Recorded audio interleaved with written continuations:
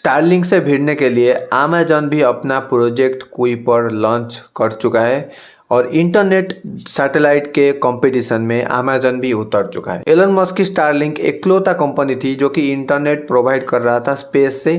पूरी दुनिया में कहीं पर भी जाओ, सैटेलाइट के जरिए तुमको इंटरनेट बड़े आराम से और बहुत फास्ट इंटरनेट मिल रहा था। और ये एक्चुअली वर्क भी बहुत अच्छे से करता है यूएस में, और डिफरेंट कंट्रीज में ये काम भी करता है और लोग यूज भी करते हैं। और इसी इंडस्ट्री को देखते हुए बड़े बड़े लोग तो भाई जो भी इंडस्ट्री में पोटेंशियल बहुत ज़्यादा है वहाँ पर कूद ही जाते हैं।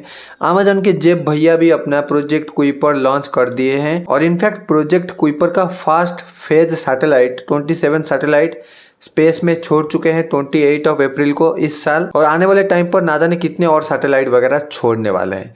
आज के इस वीडियो में हम इस टॉपिक को गहराई से देखने वाले हैं, डिटेल्स में देखने वाले हैं। एक्चुअली प्रोजेक्ट कुइपर है क्या, ये कौन सा करिश्मा हो गया इस दुनिया में, हठात एकदम स्पेस वार चलने लगा, और कब ये शुरू हुआ और ये कैसे शुरू हुआ, और एक्चुअली ये करता क्या है और कैसे काम करता है। आज की इस वीडियो में इस टॉपिक को गहराई से समझने वाले हैं, तो get dive into this video. Amazon की हिस्ट्री यहाँ पर तुम आराम से जाकर विकिपीडिया में पूरा पेज इसके ऊपर है, जाकर आराम से पढ़ सकते हो। एक ऐसी कंपनी जो कि 1994 में शुरू हुई थी एक गैराज से, जो कि बुक डिलीवर करने की प्रॉमिस करता था। जो भी बुक तुम ऑर्डर करोगे ऑनलाइन वो डिलीवर करता था यूएस में। उस कंपनी आज स्पेस में सैटेलाइट छोड़ रहा है। ज़्यादा समय नहीं हुआ है, बता दूँ 30 साल, सिर्फ 30 साल में इतनी बड़ी रेवोल्यूशन। एक ऐसी कंपनी जो कि बुक डिलीवर करता था और कुछ टाइम के बाद सब कुछ डिलीवर करने लगा, धीरे धीरे करके मैक्सिमम प्रोडक्ट ऐड कर लिया अपने वेबसाइट पे।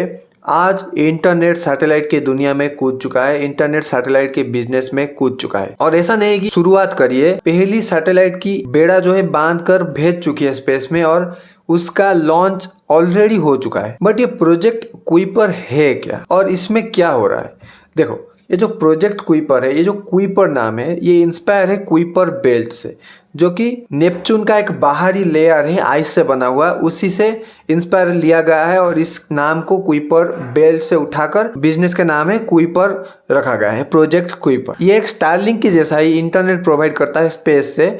बहुत सारे सैटेलाइट को लॉन्च कर दिया जाएगा और स्पेस के लोअर अर्थ ऑर्बिट पर सैटेलाइट घूमते रहेंगे और तुम नीचे एक डिवाइस को लेकर तुम्हारे घर पर लगाओ या कहीं पर लगाओगे और उससे वो सैटेलाइट से सिग्नल रिसीव करके तुम्हारे घर पे या तुम्हारे ऑफिस में या तुम्हारे रेस्पेक्टिव प्लेस में वो इंटरनेट प्रोवाइड कर देगा। और बहुत फास्ट इंटरनेट होता है बाय द वे, और ये डायरेक्टली स्टारलिंक का कॉम्पिटिटर है। अगर तुम्हें इस बिजनेस मॉडल को समझ में दिक्कत आ रहा है, अगर स्टारलिंक को समझ जाते हो, स्टारलिंक क्या करता है, एग्जैक्टली सेम 100% सेम यही करता है, इंटरनेट प्रोवाइड करता है स्पेस से। और इस प्रोजेक्ट कुइपर में लगभग 3200 के करीब सैटेलाइट लॉन्च किया जाएंगे आने वाले 3 से 4 सालों के अंदर, और अभी 1-2 साल के अंदर भी आधे से ज़्यादा सैटेलाइट को लॉन्च कर दिया जाएगा। और ऑफिशियली इसको अनाउंसमेंट ऑलरेडी कर दिया गया है कि ये प्रोजेक्ट बहुत जल्दी एक्शन में आ जाएगा, ये प्रोजेक्ट बहुत जल्दी एक्टिव हो जाएगा और लोग इसको यूज कर सकते हैं। और इस प्रोजेक्ट कुइपर को करने के लिए अमेजन कंपनी ने $10 बिलियन ऑलरेडी इन्वेस्ट कर दिया है सैटेलाइट को स्पेस पे भेजने के लिए, रॉकेट खरीदने के लिए डिफरेंट कंपनियों से।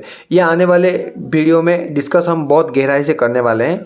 लेकिन ये जो बिजनेस मॉडल है यहाँ पर बहुत ज़्यादा एक्स्ट्रा एक्सपेंसेस हो जाता है फर्स्ट स्टेज में ही। अगर सैटेलाइट को स्पेस में छोड़ेंगे तो पहले ही बहुत सारे रॉकेट्स की ज़रूरत होगी, और बहुत सारे रॉकेट्स की जब ज़रूरत होगी तो बहुत सारे एक्सपेंसेस ऑलरेडी वहाँ पर इंक्लूड हो जाएंगे बिजनेस स्टार्ट होने से पहले ही। तो ये एक ऐसा इंडस्ट्री बन जाता है जहाँ पर ऑलरेडी जिसके पास बिलियंस ऑफ रुपीज़ है, बिलियंस ऑफ डॉलर है, वो ही इस बिजनेस को शुरू कर सकता है। और कुछ टाइम पहले स्टारलिंक भी इंडिया में परमिशन लेने की कोशिश कर रहा था और अभी भी वो डिले चल रहा है, परमिशन लेने की कोशिश कर रहा है। और ऐसे ही पाकिस्तान में भी परमिशन लेने की कोशिश किया जा रहा है। हम सैटेलाइट को लॉन्च नहीं कर पा रहे हैं। मुकेश अंबानी साहब जिनके पास $120 बिलियन की नेटवर्थ है, वो भी नहीं कर पा रहे हैं सैटेलाइट इंटरनेट बिजनेस को स्टार्ट, क्योंकि वहाँ पर इतनी ज़्यादा मेहनत लगती है और पैसा और टेक्नोलॉजी बहुत सारी चीज़ें होती है, तो हर एक मामले में वो बिजनेस बहुत ज़्यादा हार्ड हो रहा है, तो इसीलिए हम यहाँ पर नहीं कर पा रहे हैं। तो सैटेलाइट कनेक्शन की कंपटीशन में डायरेक्टली कुइपर प्रोजेक्ट उतर चुका है कंपटीशन देने के लिए स्टारलिंक को। ये प्रोजेक्ट स्टार्ट हो रहा है और पहला फेज ऑफ सैटेलाइट लॉन्च हो रहा है। हमें इससे कोई मतलब नहीं है भाई साहब, ये स्टार्ट कब हुआ कुछ तो अता पता नहीं है, कुछ न्यूज़ में नहीं है। भाई देखो, ये जो बड़े बड़े लोग करते हैं ये पब्लिक को बता के नहीं करते हैं। हाँ, अगर कोई पब्लिक कंपनी है वहाँ पर जो डेटा वगैरह होता है वो शेयर किया जाता है, लेकिन अगर कोई प्रोजेक्ट सीक्रेट है उसको शेयर नहीं करते हैं। अगर तुमको अमेजन वेब सर्विस के बारे में पता होगा, 7-8 सालों के लिए अमेजन वेब सर्विस को जेफ बेजोस छुपा के रखे थे, उसके प्रॉफिट को, उसकी टर्नओवर को दुनिया से छुपा के रखे थे, क्योंकि उसकी प्रॉफिट और उसकी जो पोटेंशियल है उस बिजनेस की बहुत ही ज़्यादा थे।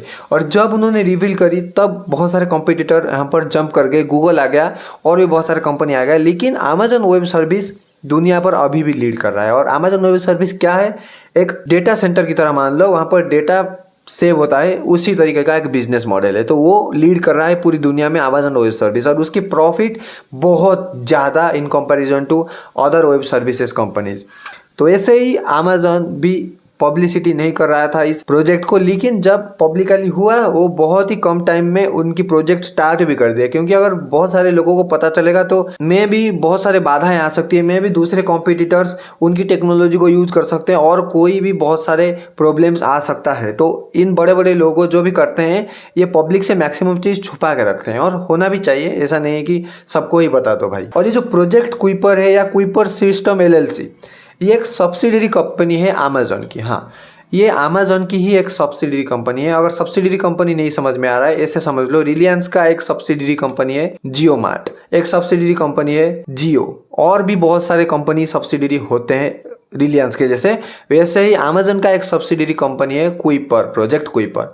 और अमेजन का एक और सब्सिडरी कंपनी का नाम कमेंट सेक्शन में बता दो, देखते हैं कौन बता पाता है। और ये जो प्रोजेक्ट कुइपर है इसको लाइसेंस मिल गया था 2019 में स्पेस में सैटेलाइट छोड़ने के लिए, lower latency broadband band connectivity को अप्लाई करने के लिए, बिजनेस चलाने के लिए लोअर अर्थ ऑर्बिट में प्रोजेक्ट को शुरू करने के लिए इनको परमिशन मिल गया था FCC से। और FCC क्या है? FCC federal communication commission. जैसे कि हमारे इंडिया में ट्राई है, telecom regulatory authority of India, वैसे ही US में फेडरल कम्युनिकेशन कमीशन, जो कि टेलीकॉम के मामले में, टेक्नोलॉजी के मामले में, सिग्नल वगैरह के मामले में लाइसेंस वगैरह देता है, एक गवर्नमेंट बॉडी है। वो परमिशन दे दिए 2019 के अप्रैल में कि हाँ तुम स्पेस में सैटेलाइट वगैरह छोड़ सकते हो, स्पेस में अपना बिजनेस बड़ा कर सकते हो। और इस प्रोजेक्ट में टोटल 3236 सैटेलाइट 5 फेज में छोड़ा जाने वाला है स्पेस में। 2029 तक ये पूरी प्रोजेक्ट का जो पूरा सैटेलाइट नंबर है 3236, वो पूरा टारगेट है छोड़ने के लिए अमेजन कंपनी का। और जब तक 578 सैटेलाइट को स्पेस में नहीं छोड़ा जाता तब तक इस प्रोजेक्ट को शुरू नहीं किया जा सकता, तब तक इस बिजनेस को कमर्शियलाइज नहीं किया जा सकता, क्योंकि उनका कुछ कैलकुलेशन होता होगा शायद कि इतने इतने डिस्टेंस पर इतने इतने प्रॉपर सैटेलाइट को बैठाने के बाद, 578 सैटेलाइट को हो जाने के बाद अच्छे से ये प्रोजेक्ट काम कर सकता है। और ये पहले फेज में जो है पूरी दुनिया पर काम नहीं करेगा, कुछ सिलेक्टेड एरियाज, और US पे तो काम करेगा, लेकिन और भी देशों में कुछ कुछ सिलेक्टेड एरिया में ये काम करेगा। पूरा पृथ्वी पे देखा जाए तो ये काम करने के लिए 3-4 साल और लगेगा। और इसकी हाफ ऑफ द सैटेलाइट यानी कि 1500 से ज़्यादा सैटेलाइट 30 जुलाई 2026 से पहले लॉन्च करने की टारगेट अमेजन कंपनी लेकर चल रहा है, और पूरा सैटेलाइट को छोड़ने के लिए 2029 तक का टाइम यहाँ पर लग जाएगा। और इस प्रोजेक्ट को स्टार्ट करने के लिए, इस प्रोजेक्ट की सैटेलाइट को स्पेस में भेजने के लिए, जैसे मैंने बोला अमेजन ने ऑलरेडी $10 बिलियन इन्वेस्टमेंट कर दिया है, यह ठीक है, लेकिन 92 रॉकेट खरीदा है। 92 रॉकेट किस किस से खरीदा है? पहले तो है US के एक space company United launch aliens, उससे कुछ रॉकेट खरीदा है। और यूरोपियन यूनियन की एक कंपनी है एरियन ग्रुप, उनसे कुछ रॉकेट वगैरह खरीदे हैं। और ब्लू ओरिजिन जो कि अमेजन का खुद का ही स्पेस कंपनी, उससे कुछ रॉकेट वगैरह और खरीदे हैं। और बाद में रॉकेट का नंबर थोड़ा सा कम पड़ गया और रॉकेट और जरूरत पड़ी तो स्पेस एक्स से फाल्कन 9 उनका जो रॉकेट है, जो कि रीयूजेबल रॉकेट है, उसको खरीद रहे हैं। और 3 फाल्कन 9 रॉकेट को खरीद के ये प्रोजेक्ट को शुरू किया जा चुका है।